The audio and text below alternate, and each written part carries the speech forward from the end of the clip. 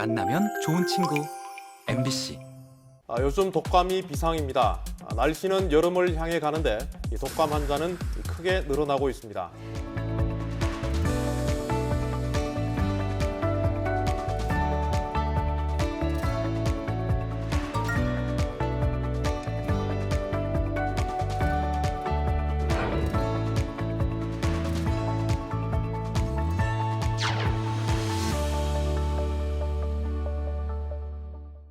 춥고 건조한 날씨에는 면역력이 떨어지기 쉽습니다. 특히 어르신의 경우에는 만성 질환으로 인해서 감염병에 걸리게 되면 그 위험도가 더 커질 수밖에 없는데요. 그렇기 때문에 예방접종의 중요성이 그 어느 때보다 크다고 할 수 있겠습니다. 네, TV 메디컬 약선 오늘은 내 몸의 면역력을 높여주는 예방접종의 종류와 또 연령대별로 어떤 예방접종이 필요한지 자세히 알아보겠습니다. 네, 오늘 도움 말씀 주실 건강주치 소개해드리겠습니다. 감염내과의 배상훈 교수님이십니다. 안녕하십니까? 안녕하십니까.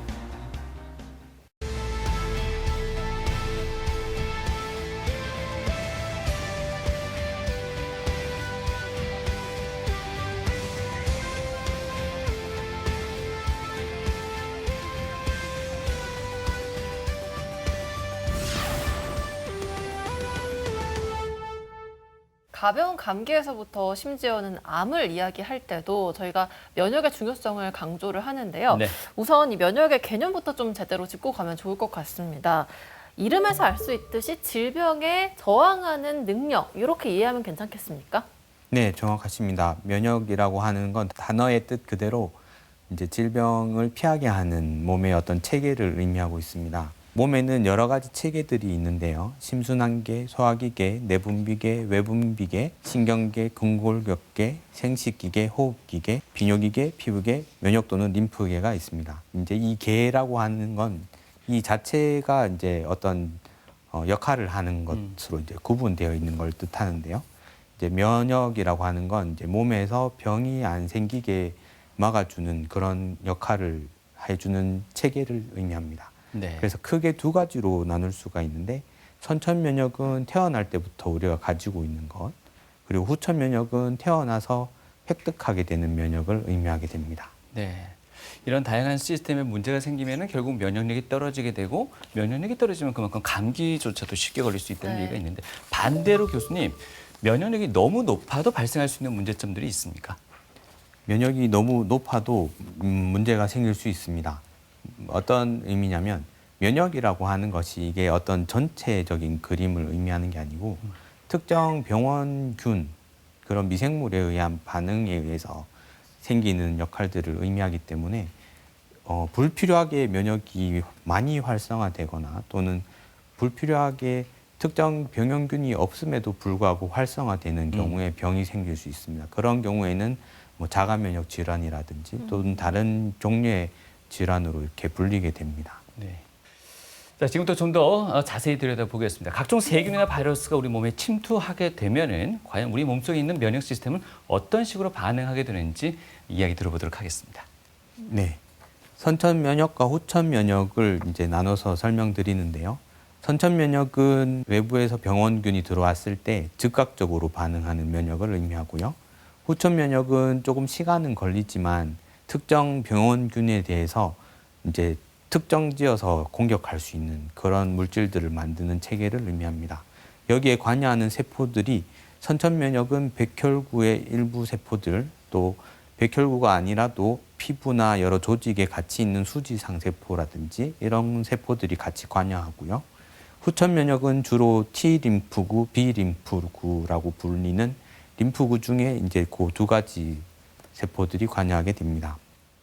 선천 면역은 병원균이 일단 몸에 들어왔을 때에 다른 곳으로 퍼지지 못하게 막아주는 역할을 우선적으로 한다고 하면 후천 면역은 특정 병원균에 대한 공격을 특화시켜서 활성화시켜주는 개념이라고 보시면 되겠습니다. 그래서 선천 면역이 작동하면서 후천 면역이 작동할 수 있는 단서들을 공급하는 역할을 같이 하고요.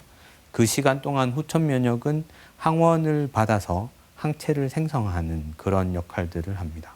그러면 그 다음에 이 질환이 또 같은 그 병원균이 들어오게 되면 이 체계가 이미 갖춰져 있기 때문에 항체들을 더 빨리 생산할 수 있는 그런 훈련을 미리 해두는 그런 개념이 되겠습니다. 면역력이 떨어지면 휴식을 취하거나 뭐 좋은 걸 많이 먹거나 먹거나. 영양분 섭취를 통해서 다시금 또 체력을 회복하곤 면역력을 회복하곤 하는데요. 이게 면역력이 아예 결핍된 경우에는 어떤 식의 노력이 필요할까요? 백혈병에 걸린 그 영화나 이런 것들을 떠올려 보시면 막 머리를 팍팍 깎게 되고 뭐 이렇게 특정 환경에서 생활하게 되잖아요. 무균실이라든지. 네. 예, 그런 것처럼 그런 병원균이 몸에 들어왔을 때 제대로 대응을 못하는 상태가 되기 때문에 이런 상황에 있는 분들은 외부에 대한 어떤 접촉을 많이 줄여야 된다든지 또는 원천적으로 차단해야 된다든지 그런 정도의 어떤 생활 패턴을 완전히 바꿔야 되는 경우들이 많습니다. 일반적으로는 이제 항암을 받는다든지 또는 이식을 받았기 때문에 면역 억제제를 복용하시는 분들은 일상생활을 완전히 그렇게 중단하지는 못하기 때문에 어느 정도 개인 위생이라든지 손 씻기를 잘한다든지 그런 것에 대한 각별한 주의가 필요하겠습니다. 지금까지 면역에 대한 얘기를 해봤는데요. 네. 앞서서 예방접종 약인 이 백신이 선천면역, 후천면역 중에는 후천면역을 좀 이용하는 것이라고 설명을 해주신 것 같은데 그렇다면 예방접종의 가장 큰 목적은 어떻게 될까요? 네. 예방접종의 가장 큰 목적은 면역세포들이 그 병원균이 들어왔을 때 대응할 수 있는 시간을 줄여주는 것에 있습니다. 다시 말씀드리면 천연두와 우두에 대한 말씀을 드리게 되겠는데요. 천연두라는 것은 이게 균이 들어왔을 때 곰보라든지 다양한 합병증을 일으키는데 이것들이 치료가 늦어지면 이 손상된 조직들이 회복되지 않습니다. 그래서 예방접종을 제너가 우두에 걸렸던 사람들은 천연두에 잘 안 걸리는구나를 발견했기 때문에 지금 예방접종의 영어인 백신의 어원인 백화도 소에서 나와서 우리가 백신이라고 부르게 된 그런 내용이 되겠습니다. 네. 그래서 충분한 시간이 없는 병들을 위주로 우리가 예방접종이라는 수단을 개발하고 사용할 수밖에 없는 것인데요. 특히 코로나19라든지 인플루엔자나 홍역과 같은 이런 병들은 전파가 아주 속도가 빠릅니다. 이런 경우에는 병이 생겼다가 치료하는 것을 기다리기보다는 미리 예방접종을 해서 대비하는 것이 유리한 상황이 되겠습니다. 그리고 비형 간염이나 일본염 같이 증상이 바로 나타나지 않는다든지 또는 증상이 나타났을 때에는 이미 치료 시기를 놓쳐버리는 상황이 되는 그런 병들은 또 별도로 이렇게 예방접종을 개발해서 접종을 하고 있습니다. 전파가 빠른 병이라는 뜻은 기초재생산 지수가 높은 병이라고 표현하는데요. 기초재생산 지수라는 말은 병에 걸린 사람이 몇 명에게 병을 전파할 수 있는가를 의미합니다. 숫자가 2라면 이제 이 걸린 사람이 2명에게 전파를 한다는 뜻이거든요. 그런데 보시면 홍역과 같은 경우는 기초재생산 수가 12명, 15명 이렇게 높은 그런 병에 들어갑니다. 그래서 전파가 빠른 병은 백신의 효과에 따라서 훨씬 많은 사람에게 예방접종을 해야 되는 그런 의미가 되기도 합니다. 기초재생산 지수가 2인 경우에 이 전체의 이 사람들이 면역이 없는 사람을 의미하거든요. 그래서 이 빨간색 병이 걸린 사람이 이 두 사람에게 전파하게 되는 상황이 되는데 예방접종을 맞아서 초록색과 같은 어떤 예방적인 후천 면역이 갖춰져 있는 집단 안에 병에 걸린 사람이 들어가게 되면 기초재생산 지수가 2라고 하더라도 전파되지 않고 차단되는 것을 볼 수 있습니다. 그래서 전파가 빠른 병들은 이렇게 표로 정리할 수가 있는데요. 전파가 빠를수록 또 백신의 효과에 따라서 집단 면역을 형성하기 위해서는 전체 인구의 몇 %가 예방접종을 맞아야 되는지가 계산으로 나와질 수 있습니다. 예를 들면 인플루엔자 같은 경우, 독감의 경우에 기초 재생산 지수가 2에서 4인데 다시 말하면 이제 병에 걸린 사람이 2명에서 4명 정도에게 병을 전파할 수 있는데 이것을 차단하고자 하는 집단 면역을 형성하려고 한다면 전체 인구의 50%에서 75%의 인구가 예방접종을 맞아야 한다는 것을 의미하겠습니다. 기초 재생산 지수를 설명을 해주셨는데 사실 이 전파 방식도 좀 다양합니다. 공기로도 전파될 수도 있고 뭐 호흡기를 통해서도 전파될 수도 있고 오염된 물건을 만져서 접촉을 통해서, 간접적으로 또 전파가 될 수도 있는데 감염 전파 방식에 따라서 전파 속도에도 좀 차이가 날까요? 네. 이제 공기 전파라고 하는 것은 말 그대로 홍역 같은 경우에 저희가 공기 전파라고 얘기하고 결핵 같은 경우에 공기 전파라고 표현하는데 보시다시피 이 기초 재생산 지수의 숫자의 단위가 달라집니다. 홍역 같은 경우, 백일해 같은 경우는 10단위잖아요. 네. 예, 다른 것들은 한 자리 숫자인데 그래서 비말 전파라고 하는 경우는 우리가 재채기를 한다든지 하면 생기는 작은 물방울들을 의미하는데 공기 전파는 그 물방울보다도 더 작은 어떤 걸 매개로 해서 전파된다는 뜻이거든요. 그렇기 때문에 우리가 예를 들어서 병원 안이나 어떤 집단이 함께 거주하는 공간에서 홍역이 발생했다. 그러면 이제 저희가 취해야 되는 대응들이 달라지게 됩니다. 공기 전파를 차단하기 위해서는 공기 자체를 차단해야 되는 거거든요. 그러면 이제 병실이나 뭐 이런 공간을 아예 음압을 설치한다든지 그 공간에 공기의 압력을 음압으로 걸어서 이제 그 공기가 밖으로 새 나가지 않게 해야 되는 조치가 필요하죠. 대신에 비말 전파라고 하는 것은 음압까지는 필요하지는 않고 네. 이제 사람들이 어느 정도의 거리에서 비말이 전파될 수 있는 거리, 뭐 2m면 2m, 3m면 3m 그런 정도의 거리를 두고 진료한다든지 대응한다든지 할 수 있겠습니다. 네. 이토록 다양한 경로를 통해서 침입해 오는 감염병으로부터 내 건강을 지키는 것이 바로 예방접종의 가장 큰 목적이 아닐까 싶은데요. 그 외에 예방접종을 해야만 하는 또 다른 목적들도 있을 것 같습니다. 어떻습니까? 예방접종의 목적은 본인의 질병 예방이 제일 1번이겠습니다. 그 다음은 질병에 걸렸을 때 생기는 합병증에 대한 예방이 되겠고요. 세 번째는 본인이 걸렸던 사람이 다른 사람에게 전파되는 것을 막는 효과를 가지게 됩니다. 네 번째는 그 다른 경우에도 보호를 하는, 예를 들면 백일해를 들 수가 있는데요. 백일해의 경우에는 앞에 슬라이드에서 보셨듯이 기초 재생산 지수가 2자리가 되는 높은 병인데 이 병에 걸리게 되면 합병증으로 호흡기가 약화된다든지 발작적인 기침이 생긴다든지 이런 병들이 또는 증상들이 계속 지속될 수 있습니다. 그렇기 때문에 임산부와 가족의 경우에 접종이 권장되는데요. 왜냐하면 태아와 같은 경우에 이제 임산부의 뱃속에서 보호가 되기 위해서는 뱃속에 있을 때부터 미리 임산부가 그 면역을 가지고 있어야 되기 때문입니다. 그래서 단순히 예방접종 한 번에 임산부와 가족들이 맞는 것이 그 이웃들에게도 이제 보호의 효과를 가져다 줄 수 있게 되겠습니다. 또 다른 예는 코로나19가 되겠는데요. 코로나19를 통해서 후각이 상실된 분들이 많이 계실 텐데 이러한 여러 가지 후유증들을 예방하는 것도 있고 가족과 이웃을 보호하고 나아가서는 국가 전체의 안보나 경제를 보호하는 효과도 가지겠습니다.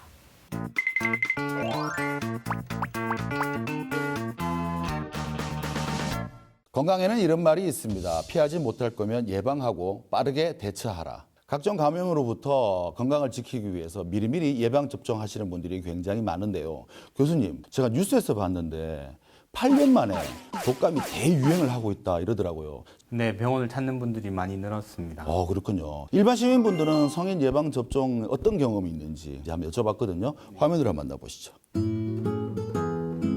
매년 독감 주사를 맞고 있습니다. 작년 10월에 코로나 백신 맞았어요. 5년 전에 대상포진 접종을 했어요. 젊었을 때 B형 감염 예방접종을 한 일이 있습니다. 건강한 노후를 위해서는 제때제때 예방접종을 해야죠.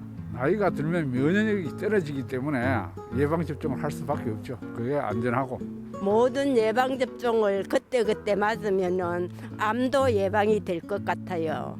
미리미리 아프기 전에 건강을 챙기기 위해서 맞는 것 같습니다. 교수님, 여러 종류의 예방접종을 하루에 몰아서 맞으면 효과가 떨어진다는데 그게 사실입니까? 감소하지 않습니다. 요즘은 같이 맞을 수 있게 만들어지기 때문에 예전같이 살아있는 바이러스를 획독화시켜서 넣는 예방접종보다 같이 맞을 수 있게 만드는 경우가 많아서 동시에 맞더라도 효과에는 별로 차이가 없다고 되어 있습니다. 그래서 동시에 여러 가지 한꺼번에 맞으실 수 있습니다. 부위를 다르게 해야 됩니다. 그리고 요즘은 일부러 여러 가지 것들을 한꺼번에 예방할 수 있게 복합해서 만들어서 한 번에 주사하기도 합니다. 이번에는요, 성인 예방 접종에 관한 오해와 진실 그리고 궁금증까지 한 번에 알아보도록 하겠습니다. 선생님, 독감 예방 백신을 맞으러 가면 간호사 선생님들이 꼭 물어보는 게 있습니다. 혹시 계란 알레르기가 있나고. 그런데 그런 생각이 드는 거예요. 중증 계란 알레르기 있는 사람은 독감 백신을 맞을 수 없는 건가? 이런 생각이 들던데요. 네.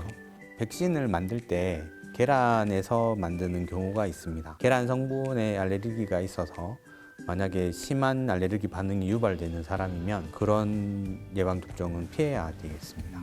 대신에 독감 예방접종 같은 경우에 계란을 활용하지 않고 다르게 만든 예방접종이 있기 때문에 계란 알레르기 때문에 독감을 못 맞는다 이렇게 생각하실 필요는 없고 따로 계란을 사용하지 않고 만든 예방접종을 맞으시면 되겠습니다.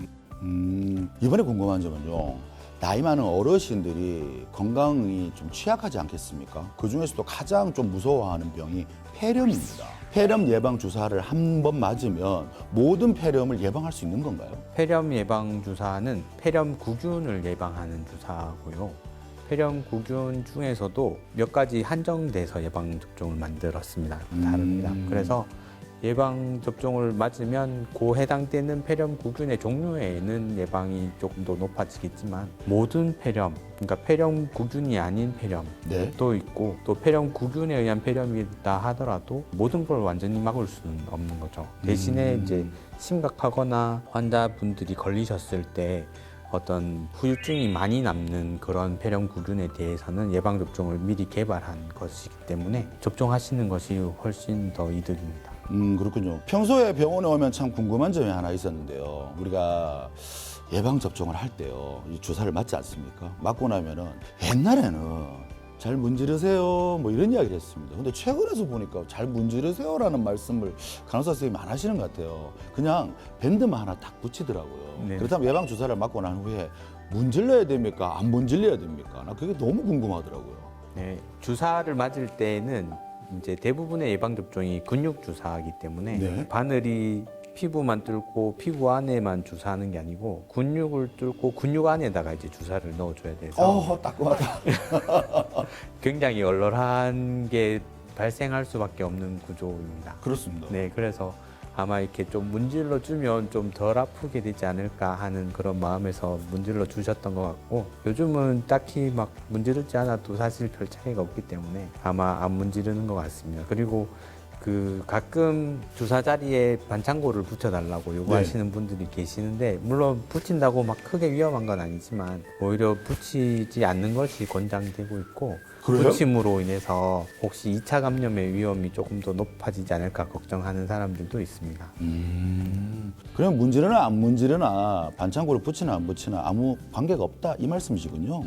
뭐 예방접종 자체에는 결과에는 차이는 없고요.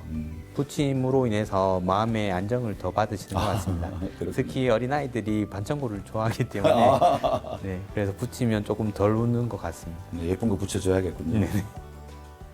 네, 예방접종에 관한 궁금증, 질문 있습니다를 통해서 알아봤습니다. 네. 어릴 적에 병원에 가서 예방접종을 맞으면 너무 무섭고 공포스럽다 보니 그렇죠. 이렇게 사탕을 하나씩 나눠주는 그런 경험 다들 있으실 텐데요. 네. 그래서 성인이 됐는데도 예방접종을 꼭 맞아야 하냐, 어렸을 때 꼭 필요한 예방접종을 다 맞은 거 아닌가 하는 분들도 많으실 것 네. 같거든요. 성인들도 예방접종을 해야 하는 이유 어디에 있습니까? 네, 저도 주사 맞는 걸 싫어하는 사람 중에 한 명입니다. 네. 네, 성인도 필요하면 예방하는 것이 훨씬 이득이기 때문에 권장을 할 수밖에 없는 상황입니다. 불필요한 고통을 주는 것은 의료윤리에도 위배되거든요. 네. 그래서 어릴 때 맞았던 예방접종이 시기를 지나서 항체의 역치가 떨어진다든지 또는 새로운 유행이 생긴다든지 해서 성인들도 예방접종을 맞아야 되는 것이 필요합니다. 네. 건강한 일상을 위해서는 그 정도의 고통은 또 이겨낼 수밖에 없는 것 같습니다. 그렇다면 지금부터는 예방접종이 약 백신은 또 어떤 식의 분류가 가능한지도 설명을 들어보도록 하겠습니다. 네. 이미 코로나19 때 여러 번 언론이나 다양한 매체를 통해서 접하셨던 내용일 것 같은데 백신의 종류에 대해서 설명드리면서 접근하면서 설명드리겠습니다. 크게 5가지로 약독화생 백신, 그 다음에 mRNA 백신, 사백신, 단일 제조합 성분 백신, 바이러스 매개 백신 이렇게 분류할 수 있습니다. 약독화생 백신은 말 그대로 살아있는 병원균을 이제 약하게 만든 다음에 주사하게 됩니다.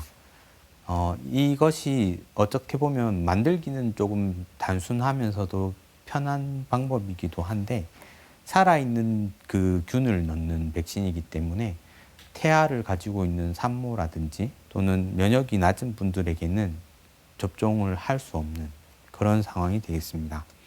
또한 이런 다양한 방식으로 약독화시키는 과정들이 있는데 이 과정에 따라서 특정 성분에 알레르기가 발생한다든지 또는 여러 가지 논란이 생길 수 있는 부분들이 있어서 요즘은 약독화생 백신을 조금 오래된 기술로 취급하기도 하는데 어쩔 수 없이 약독화생 백신을 유지하는 그런 백신들도 아직 남아있는 실정입니다.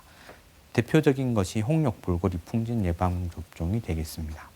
두 번째는 mRNA 백신이라고 불리는데요. mRNA는 메신저 RNA를 줄여서 부르는 말입니다. DNA를 비성문에 비유하고 RNA를 비성문에서 뜬 탁본으로 비유하고 리보솜은 일종의 세포 안에 있는 그 구성 물질로 되는데 이 RNA의 내용분이 오면 리보솜이라는 곳에서 단백 성분을 합성하게 됩니다. 그러니까 DNA가 가지고 있는 정보를 RNA가 전달해서 리보솜까지 가져다 주는 거죠. 그런데 RNA는 다양한 많은 그 길이를 가지고 있기 때문에 이것을 특정 부분만 딱딱딱 편집되어서 필요한 부분만 리보솜으로 전달하게 되어 있습니다. 그래서 이것을 우리가 메신저 RNA, 메신저라고 하는 것은 이제 일종의 메시지를 전달하는 역할을 의미하거든요. 그래서 처음에는 불필요한 양이 많은 일종의 보안상의 이유기도 하고 그 돌연변이가 생기는 것을 막는 역할도 하게 되는데 그러한 것을 통해서 편집된 mRNA가 이제 리보솜에서 만들게 되는데요. mRNA 백신을 통하면 우리 몸의 세포에 있는 이 리보솜을 활용해서 필요한 항체를 만들게 되는 역할입니다. 그래서 우리가 편지를 보낼 때 우편 규격에 따라서 보내게 되면 이제 그 편지의 어떤 봉투의 규격이나 이런 건 바뀌지 않지만 그 내용물만 바꿔서 필요한 내용을 전달하듯이 mRNA 백신은 그 mRNA에 대한 그 내용만 바꾸면 필요한 항체의 다양한 것들을 여러 가지로 만들 수 있는 그런 효과가 있기 때문에 앞으로의 그런 예방접종에 있어서 큰 기대가 되는 기술이 되겠습니다. mRNA는 이러한 과정들이 마치게 되면 다 원래의 그 핵산으로 분해되는 것으로 알려져 있습니다. 그래서 mRNA 특성을 응용해서 리보솜에서 생산을 할 수 있게 되는데 주사 맞은 사람이 자신의 세포 내에서 이것을 만들고 그것으로 항체를 가지게 되면 보호를 받게 됩니다. 코로나19에서 mRNA 백신이 이제 가장 각광받거나 많이 광범위하게 사용된 이유도 여기에 있습니다. 코로나19가 변이가 빠른 바이러스에 의해서 생기기 때문에 빠른 그 변이에 따라갈 수 있는 그런 장점이 있겠습니다. 또한 항원이 아닌 치료 성분을 생산하거나 다양한 세포 신호 전달 체계를 조절할 수 있는 그런 것도 기대할 수 있는 그런 기술입니다. 그리고 이 기법을 통해서 다양한 바이러스 백신에 대한 연구가 더 활발해져 있습니다. 예를 들면 바이러스 질환들, 새로운 것들이 점점점 늘어나는 것 같이 느껴지시겠지만 그러한 것에 대한 대비를 이 mRNA 기술로 극복할 수 있는 그런 기대를 가지고 있습니다. 세 번째는 사백신인데요. 처음에 말씀드렸던 제너의 정두법에 의해서 어쩌면 전통적이고 또 사백신은 살아있는 병원균을 활용하지 않기 때문에 죽어있는 상태에서 사용하기 때문에 병에 걸리지 않는다는 어떻게 보면 가장 안전한 형태의 예방접종이라고 할 수 있겠습니다. 대신 이제 획득되는 면역이 조금 약하다는 그런 전반적인 우려가 있기는 있는데 이것은 접종 횟수를 늘린다든지 간격을 좁힌다든지 해서 극복할 수 있는 부분이겠습니다. 네 번째는 단일 제조합 성분 백신입니다. 병원성 미생물의 특정 성분만 생산해서 백신을 구성하는데 mRNA가 우리 몸의 세포를 활용해서 그러한 성분들을 만들지만 단일 제조합 성분 백신은 이미 우리가 키우는 세포 안에서 그 세포를 활용해서 mRNA 기술처럼 특정 단백질을 만들게 됩니다. 그래서 이 기술은 면역 강도를 높이기 위한 부스터 접종이 필요하게 되지만 안전하면서 다양한 백신들이 가지고 있는 어떤 단점들을 보완한 좋은 기술이 되겠습니다. 그래서 단일 클론 항체 항암제와 개발 과정이 유사하거나 동일한 기법들을 사용하고 있습니다. 마지막은 바이러스 매개 예방 접종이 되겠는데요. 사람에게 노출되지 않는 바이러스들이 많이 있습니다. 동물에게라든지 또는 식물에게도 바이러스가 있을 수 있는데 이런 바이러스들은 사람 몸에 노출된 적은 없지만 사람이 그것을 활용해서 백신으로 변형시키는 거죠. 그래서 그런 바이러스들과 우리 몸을 해롭게 하는 바이러스의 특정 성분들을 약간 재조합시켜가지고 우리의 몸에서 필요한 면역을 획득할 수 있게 도와주는 기술이 되겠습니다. 어떻게 보면 약독화 생백신과 mRNA 형태의 교집합 형태를 가진다고 할 수 있고요. 이 기법은 약간 새로운 바이러스 질환에 대한 우려가 조금 있고 아직은 실험적인 단계에 있는 백신들이 많이 있어서 아직은 조금 더 위험한 바이러스에 조금 더 집중되어서 개발하고 있는 실정입니다. 네, 백신의 종류를 5가지를 크게 나눠서 설명을 해주셨는데 보니까 그냥 단순히 선호도에 따라서 백신을 맞는 게 아니라 뭐 각각의 안정성이라든지 적합성. 면역 반응이라든지 상황들을 다 고려해서 선택을 해야 되는 것 같습니다. 앞서 설명해 주셨던 생백신 그리고 사백신 각자 좀 이렇게 대비되는 장단점이 있었는데요. 네. 이 둘을 교차 접종하는 것도 가능한지 가능하다면 이게 서로의 어떤 장단점이 보완이 되는 건지도 궁금합니다. 생백신과 사백신이 두 가지가 다 같이 있는 그런 병원균들이 있습니다. 코로나19 같은 경우에 처음에는 다양한 백신들이 있었을 때에 그런 우려들이 있었는데 지금은 거의 다 없어지고 이제 한 가지만 남아 있지만 이제 일본 내염 접종 같은 경우는 생백신을 쓰는 곳이 아직도 남아 있고 사백신이 조금 더 보편화돼 있긴 합니다. 이런 경우에 두 가지를 교차했을 때는 괜찮다는 연구 보고들이 있기 때문에 안정적으로 접종할 수 있는 것들을 설명드린 것들이고 그렇지 못한 것들은 사실은 이제 그런 안 좋은 사태들이 안 생기도록 정리가 되어 있습니다. 그래서 생백신과 사백신의 교차 접종에 대한 우려는 안 하셔도 괜찮겠습니다. 네. 어찌됐든 그런 필요성에 의해서 병원을 찾아 주사를 맞아야만 합니다만 주사 공포증 때문에 병원 방문 자체를 또 꺼려하는 분들도 많은 것 같습니다. 보통 예방접종은 팔이나 어깨에 하는데 이게 먹는 약이나 또 엉덩이 주사로 대체할 수는 없는지 이 접종 부위라든지 방식에 있어서 규정이 따로 있습니까? 이제 예방접종의 종류나 또는 그 구성하는 성분에 따라서 이 몸 안으로 넣는 체계가 다를 수 있는데 지금 보편적으로는 우리가 주사로 맞게 됩니다. 주사로 근육 주사를 보편하게 있는데 특정 예방 접종들은 먹는 약이 있는 예방 접종도 있고요. 아니면 가루 형태로 코에 이렇게 뿌리는 독감 예방 접종도 있습니다. 이제 단지 몸 안에 얼마만큼의 백신에 대한 성분을 정확하게 전달하는지에 대한 것이 관건인데요. 먹는 경우에 결국은 몸에 흡수되는 것은 위장관을 통해서 흡수되기 때문에 사람마다 차이가 있을 수가 있습니다. 그래서 주사로 놓는 것이 가장 정량을 정확하게 몸 안으로 넣을 수 있는 방식이기 때문에 선호되고 있는 것 같습니다. 네, 코로나19 이후로 예방접종 또 백신에 대한 관심이 그 어느 때보다 높은 시기인 것 같습니다. 네. 앞으로 예방접종 기술의 발전 어떻게 이루어질까요? 네. 예방접종은 코로나19 이후에 많은 관심을 가지는 것도 있고 또 여러 가지 기술들이 같이 발달한 그런 계기가 되었기 때문에 앞으로 예방접종 기술에 대한 기대를 하셔도 좋겠습니다. 물론 주사를 자주 맞는 건 별로 좋은 건 아니지만 네, 바이러스에 대한 진단 기술과 변이를 발견하는 기술이 기반이 돼서 예방접종 기술도 계속 섬세하게 발전하고 있고요. 단순한 감염병 예방을 넘어서 다양한 질환에도 적용될 수 있는 그런 기대를 안고 있습니다.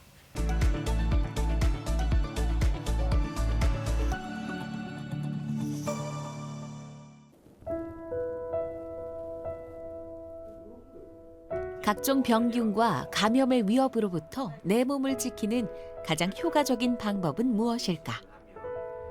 지난 10월 처음 병원을 찾은 30대 환자. 백혈병 진단을 받고 백혈병 치료 과정에서 골수이식을 받게 되신 상황이고요. 골수이식 후에 새롭게 면역이 정착하는 과정에서 마치 아기가 예방접종 맞듯이 예방접종을 맞아야 되는 그런 단계입니다. 환자의 경우 급성 골수성 백혈병으로 인한 골수 이식 후 건강 관리에 있어 전반적인 재점검이 필요한 상태다. 특정 감염을 주의하라고 안내하기보다는 이제 개인 손위생, 외부 접촉 이런 것들을 좀 제한하라고 말씀드립니다. 보통 사람이면 안 걸릴 그런 병균에도 병균이 들어오면 이제 병이 생길 수 있는 그런 상태이기 때문에 이런 분들은 조금 스스로도 그것들을 조절하시도록 그렇게 안내하고 있습니다. 골수 이식하고 1년이 지났고 골수들이 잘 정착되었다고 판단되는 상태고 초기에 골수 이식할 때 먹던 면역 억제제를 거의 다 줄였기 때문에 충분한 시간 1년 정도가 지났기 때문에 생백신, MMR이라든지 뭐 수두나 이런 것들을 접종할 수 있습니다. 나이가 들면 우리 몸의 면역력이 떨어져 각종 바이러스와 세균 감염에 더 쉽게 노출될 수 있는데 내 건강 상태를 고려해 성인이 되어서도 필요한 예방접종을 미리 확인해 맞는 것이 중요하다. 특별히 주의할 점은 골수 이식한 상태이기 때문에 예방접종 전에 특별히 뭔가 더 주의하라고는 말씀드리진 않고 골수 이식을 하게 되면서 지켜야 되는 것들을 잘 지키시는지 그런 것들이 중요하겠습니다. 산책도 제가 하루에 한 30분에서 1시간 정도 하는데 네. 오늘부터 나가도 되는지. 뭐 가벼운 산책은 괜찮은데 너무 몸에 무리가 되지 않을 정도로 조절하시는 건 좋아요. 맞는 예방접종들이 한 번에 끝나는 예방접종도 있고 뭐 2번, 3번 이제 시리즈로 맞는 그런 것들이 있어서 그것들만 종결되면 저희는 더 이상 진료하지 않고 매년 이제 독감 예방접종을 굳이 여기서 맞으실 필요는 없고 가까운 곳에서 맞도록 권유드리고 있습니다. 올바른 예방접종, 건강을 위협하는 질환을 이겨내고 소중한 삶을 지킬 수 있다. 사실 예방접종이라고 하면 면역력이 약한 뭐 신생아라든지 아이들에게 좀 필요한 거란 인식이 더 많은데요. 특히 노년기 어르신들에게 예방접종이 중요한 이유는 어디에 있을까요? 네, 노년기 예방접종은 요즘 고령화 시대가 되고 있어서 예전보다 노인이라고 하는 연령대가 많이 높아졌습니다. 네. 예전에는 65세 이상이면 할아버지, 할머니, 노인이라고 불렀는데 요즘은 75세, 85세 이런 분들이 많아지셨기 때문에 약간 의료계에서도 이러한 연령대 분들은 조금 새로운 접근이 필요한 상황입니다. 항체라고 하거나 또는 면역세포라고 하는 것들이 이 노화라는 과정을 거치면서 반응이 느려지는 듯한 그런 현상들이 관찰되고 있는데 이런 분들은 접종을 통해서 예방 면역을 한 번 더 한 단계 업그레이드하는 것이 필요하겠습니다. 네. 자, 이번에는 연령별로 권장되는 예방접종은 어떤 것들이 있는지 한번 알아보겠습니다. 이제는 생애 전 주기별 접근을 하는 시대가 되어서 예방접종을 태아를 가지고 있는 임산부에게도 하고 어린 영유아기의 어린이에게도 하고 이제 노년기에도 예방접종을 권장하는 그런 상황이 되었습니다. 이것은 새로운 개념이 아니고 WHO 세계보건기구에서 2018년도에 발간한 책에도 보이는 그런 접근인데요. 예방접종뿐만 아니라 다양한 관점에서 건강을 지키기 위해서 또는 건강을 계속 유지하고 증진시키기 위한 다양한 계획들을 이제 발간한 바 있습니다. 그래서 성인 예방접종이라고 하면 성인이 가지고 있는 다양한 어떤 기저질환들 그리고 그런 것에 따른 고위험군으로 따로 분류되기도 하는데 그런 상황에 따라서 어떤 예방접종이 필요한지에 대한 그런 고민과 또는 접근이 필요한 시대가 되었습니다. 그래서 성인 예방접종 중에 특히 고위험군으로 분류되는 기저질환들은 암 때문에 항암 치료를 받고 계신다든지 또는 콩팥이나 다양한 장기를 이식받은 후에 면역 억제제를 평생 먹어야 하는 상황이 있는 분이라든지 또는 만성질환인 당뇨병이나 고혈압, 비만, 또 신부전이 있는 경우에 면역 반응들이 조금 낮아질 수 있는 상황에 있는 분들이기 때문에 고위험군으로 분류되어서 예방접종을 권장하고 있습니다. 또 이러한 기저귀 질환이 없더라도 해외 출장이 있다든지 예를 들면 뭐 말라리아나 뭐 황열병이 유행하는 지역으로 출장이나 해외여행을 계획하고 계신다면 예방접종이 필요하겠습니다. 네. 그 호흡기 질환 중에 최근 독감이 굉장히 유행하면서 독감 예방접종에 대한 관심도 늘어났는데요. 네. 어떤 분들은 이게 증상이 비슷하다 보니까 그냥 독한 감기 정도로 생각하시는 분들도 많으신 것 같습니다. 감기와 독감은 좀 어떻게 다른 건가요? 예, 사실 사람이 증상을 느꼈을 때 너무 심하게 앓고 있는 상황이 되면 독감을 의심하듯이 이제 가벼운 감기를 앓고 있는 사람들을 모두 다 검사하지 않기 때문에 이 사람이 독감 때문에 이런 증상을 앓고 있는지 확인할 길은 사실은 없습니다. 그렇지만 증상에 따라서 분류하는 것이 일반적이고 접근하는 것이 맞습니다. 왜냐하면 예방접종을 받든 안 받았든 독감이 확인되면 독감에 대한 치료를 하게 되거든요. 일반 감기는 그런 치료가 없이 저절로 좋아지게 마련입니다. 그래서 증상이 너무 심하다 싶으시면 이것이 독감인지 혹은 뭐 코로나19인지 검사를 하셔서 빠른 치료를 받으시는 것이 훨씬 좋겠습니다. 네. 해마다 겨울철만 되면 독감에 걸려서 참 힘들어하는 아이들도 많고요. 그런 독감 환자들이 또 신학기, 나들이들이 많은 시기가 되면 2차 대유행으로 또 연결되는 경우도 볼 수가 있는데 해마다 이 독감 백신 접종 계속 반복해서 해도 상관없는 걸까요? 네, 괜찮습니다. 해마다 접종하는 이유는 이제 그 방어 항체가 낮아지는 상황 때문에 매년 맞는 것을 권장하고 있고요. 그리고 매해 접종하게 되는 그 독감의 바이러스의 종류가 조금씩 다릅니다. 그래서 그 예측되는 독감에 대한 종류에 따른 예방접종이 매년 다르게 나오기 때문에 매년 접종하는 것이 권장될 수밖에 없습니다. 예방접종을 미리 맞아서 안 걸리면 좋겠지만 독감에 걸리고 나면 특히나 이제 아기 키우시는 산모분들은 좀 걱정이 많으실 것 같습니다. 모유 수유를 하는 경우에는 이 독감이 이 모유를 통해서 전달될 위험이 있는지 모유 수유를 중단해야 되는지도 궁금하거든요. 네, 모유 수유를 통해서 독감 바이러스가 전달되는 것보다 모유에 포함되어 있는 그러니까 어머니가 가지고 있는 그런 항체들이 오히려 모유를 통해서 아기에게 전달되기 때문에 아기가 보호받는 효과가 더 크게 느껴집니다. 그렇기 때문에 모유를 중단할 필요는 없는데 만약에 독감이 심해져서 여러 가지 다른 약을 복용하는 상황에서 그 약 중에 혹시 모유를 통해서 아기한테 전달되지 말아야 하는 성분이 있다면 그때는 모유를 중단하는 것이 맞겠습니다. 네. 독감과 함께 식중독이 또 이 여름, 겨울 구분 없이 많이 발생하곤 하는데요. 이 전염성이 강해서 집단 그 감염으로 진행될 가능성이 큰 질환이기도 합니다. 그런데 식중독은 또 백신이 없다고 하는데요. 이렇듯 아직까지 백신이 없는 질환들에는 어떤 것들이 있는지 또 이 질환들은 어떤 점을 주의해야 될지 당부의 말씀도 좀 부탁드립니다. 백신이 없는 노로바이러스 같은 경우에 전파가 빠른 축에 들어가는데요. 이런 경우에는 손위생과 또 증상에 따른 이제 다른 사람과의 접촉을 조심하는 그런 조치가 지금으로서는 최선이겠습니다. 노로바이러스 이외에도 예를 들면 이제 SFTS라고 부르는 가을철에 이제 진드기 매개하는 그런 병이 있습니다. 이게 이제 살인 진드기라고 많이 알려져 있는데 이것도 아직 예방 접종을 개발하는 중이라고 들었는데 이런 경우에도 산에 갔을 때 진드기가 본인을 이제 물지 않도록 예방하는 조치를 취하듯이 다양한 바이러스에 따른 그런 예방 조치가 필요하겠습니다.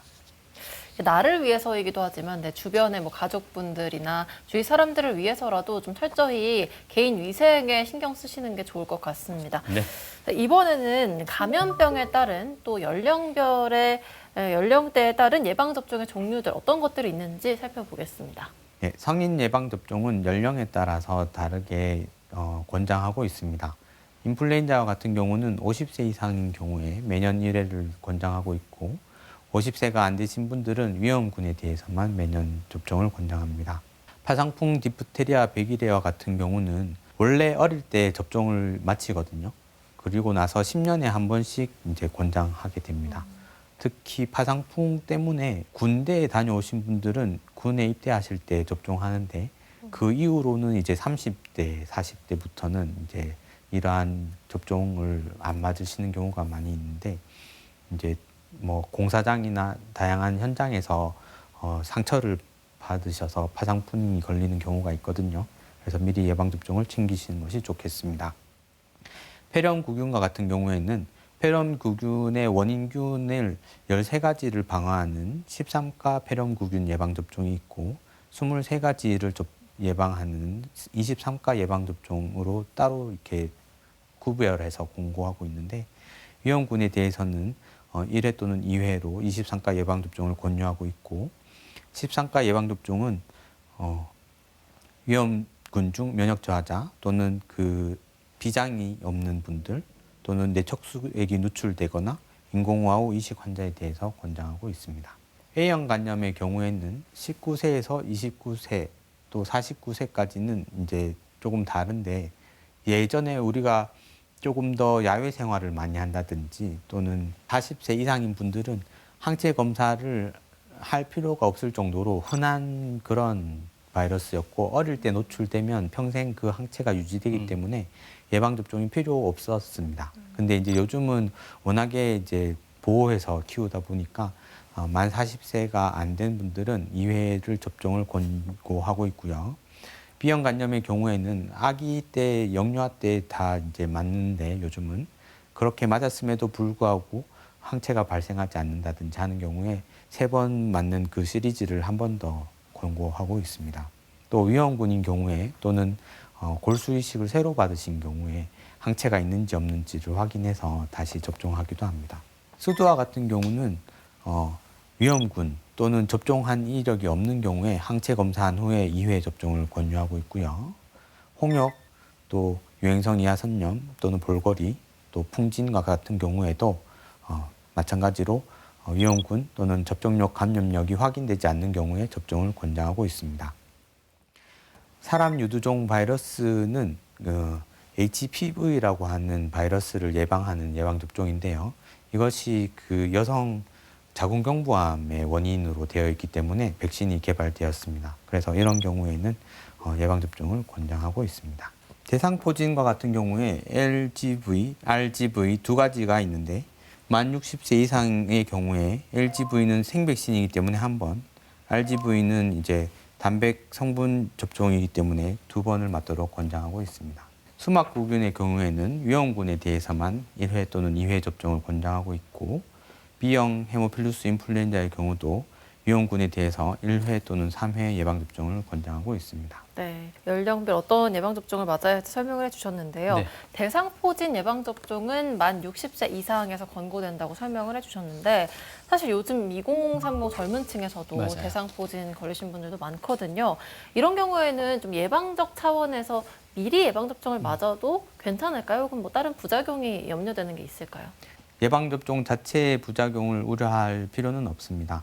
이제 단지 20대에 대상포진이 걸리는 사람도 있기 때문에 미리 본인이 맞고 싶어 하면 맞을 수는 있는데 이것이 대상포진이 빈도를 봤을 때 전체 인구를 봤을 때에 20대, 30대에 대상포진이 나타나는 비율이 높지 않기 때문에 공고에서는 빠져 있는 그런 상황이 되겠습니다. 예방접종을 하고 나서 또 주의해야 될 점들이 여러 가지가 있습니다. 네. 뭐 목욕을 해서 물이 닿으면 안 된다, 혹은 맞죠. 뭐 음주를 하면 안 된다, 다양한 주의사항들이 있는데요. 예방접종 후에 이상 반응이 혹시 생겼을 경우에 어떻게 좀 조치를 취해야 할지 또 그 이외에도 주의해야 할 점들이 좀 있을까요? 예방접종 전에는 반드시 주치의와의 예진이 필요하겠습니다. 본인의 전반적인 건강 상태를 확인하고 또 주치의라고 하더라도 본인의 어떤 과거에 대한 있었던 일들을 다 모를 수 있기 때문에 예를 들면 뭐 특정 성분에 알레르기가 있다든지 또는 이전에 예방접종에서 어떤 우려할 만한 이벤트들이 있었는지 확인을 하게 되어 있고요. 그다음에 임신 여부를 확인해야 되는 그런 중요한 예방접종들이 있기 때문에 반드시 예진을 하고 접종하게 되어 있습니다.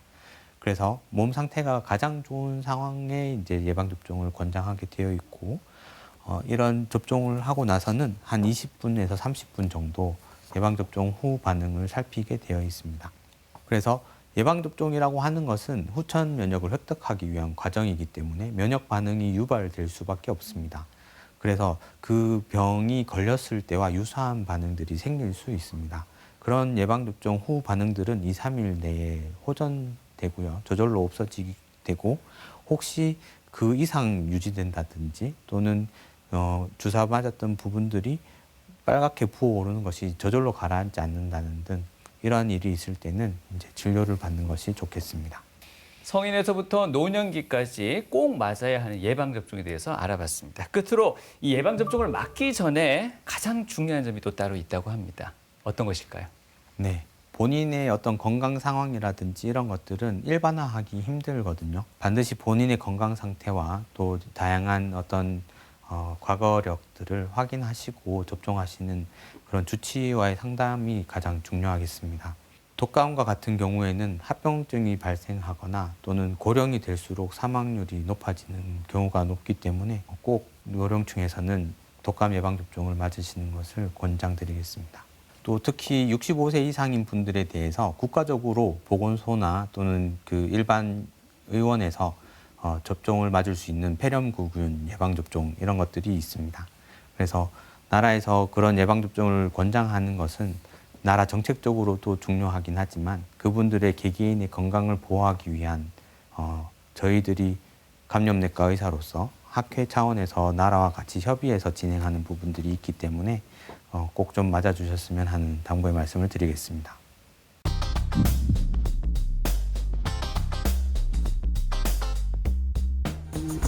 기대 수명이 늘어남에 따라 건강에 대한 관심들도 굉장히 증가하고 있는데요. 떨어진 면역력을 강화하고 질병을 미리미리 예방하기 위해서 예방접종도 점점 중요해지고 있습니다. 그래서 이번에는요, 성인 예방접종과 관련된 시청자 사연을 모아봤습니다. 교수님, 평범한 직장생활을 하고 있는 30대 남성의 사연인데요. 이분이 최근 건강검진을 받았다고 합니다. 그 결과 B형 간염 항체가 음성으로 나왔다고 해요. 부모님께 여쭤보니까 부모님은 너가 어렸을 때 B형 간염 접종 3회차를 다 맞았다 이런 이야기를 했다고 합니다. 영유아 시기에 B형 감염 백신을 맞았는데도 불구하고 성인이 되어 항체가 없다면 또다시 B형 간염 백신을 맞아야 하는지 아니면 소용이 없는지 궁금합니다. 예방접종 지침에는 B형 간염 예방접종에 대해서 이렇게 얘기하고 있습니다. 원래 이제 3차까지 맞는데 어릴 때 3차를 맞고 항체가 생기지 않는 경우에는 3번 접종하는 것을 한 번 더 맞도록 권유하고 있고요. 그렇게 함에도 불구하고 항체가 안 생기는 사람도 있을 수 있습니다. 아, 그렇군요. 한 10명 중에 1명 정도는 그럴 거라고 저희가 추측하고 있고 이분들은 아무리 맞아도 항체가 안 생기는 분들로 그렇게 되어 있습니다. 어떤 항체가 왜 없는지에 대해서 조금 진료가 필요한 것 같고 B형 간염 바이러스에 노출이 되는 직업군이라든지 그런 것을 걱정하시는 분이라면 그 항체 수치를 확인해서 필요하면 예방접종을 맞는 것도 좋겠습니다. 일부러 피검사를 통해서 항체를 검사할 필요는 없겠죠?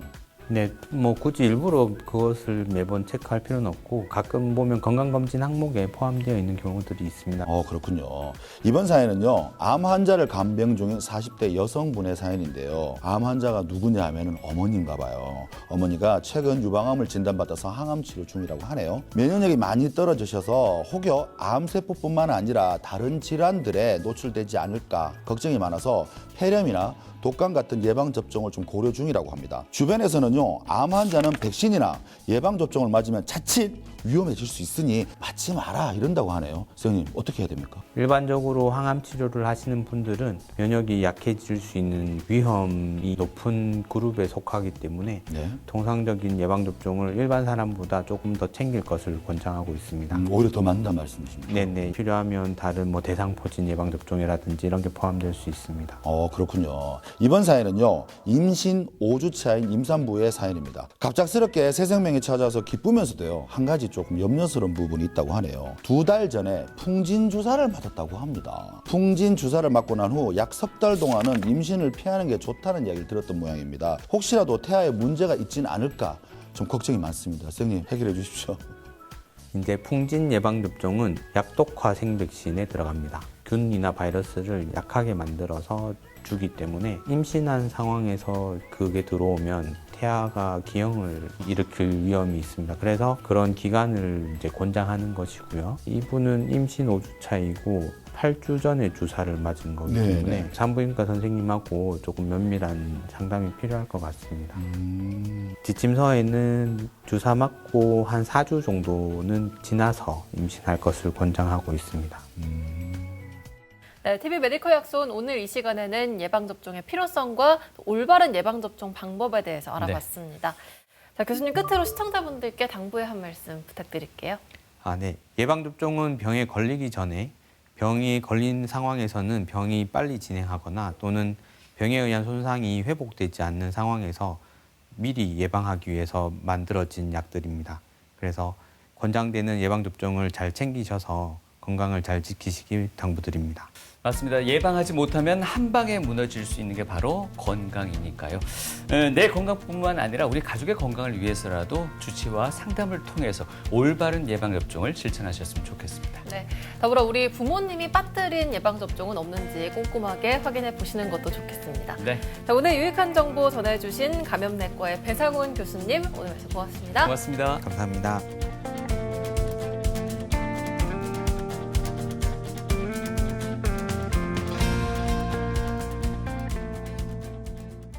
이제 예방접종은 간격이 중요하거든요. 이 간격을 늘리는 건 괜찮은데 당기는 건 안 되게 돼 있어요. 효과가 떨어지기 때문에. 예를 들어서 B형 간염 예방접종을 1차를 맞고 한 달 뒤에 2차를 맞아야 되는데 그러면 오늘 만약에 3월 20일에 1차를 맞았다. 그럼 4월 20일에 2차를 맞아야 되거든요. 근데 19일에 오신 분이 계신 거예요. 그래서 그 다음날 다시 오라고 안내를 할 수밖에 없었던 그런 기억이 있고요. 요즘은 한 달이 아니고 4주로 이제 주 간격으로 이제 기준이 바뀌었기 때문에 그 하루 정도는 괜찮은데 그때는 이제 딱 한 달을 채워서 2차를 맞춰야 되는 그런 일이 있었습니다. 그래서 예방접종 간격을 이걸 줄일 수 없다는 거를 기억해 주셔야 되겠습니다. 말라리아 예방접종이 지금 실험 단계가 되어 있어가지고 WHO에서 약간 그 특정 지역에 접종을 하고는 있는데 효과가 많이 높아져 있지는 않은 실정입니다. 태어난 어린이들이나 아기들이 말라리아에 걸리면 발달에 엄청나게 안 좋은 영향을 주기 때문에 그래서 말라리아 예방접종이 지금 약간 빌 게이츠 재단도 마찬가지고 WHO의 큰 관심사입니다. 이것만 일단 좀 제대로 되면 좀 전 세계의 많은 어린이들이 조금 더 안심하고 자랄 수 있는 환경이 되지 않을까 생각합니다.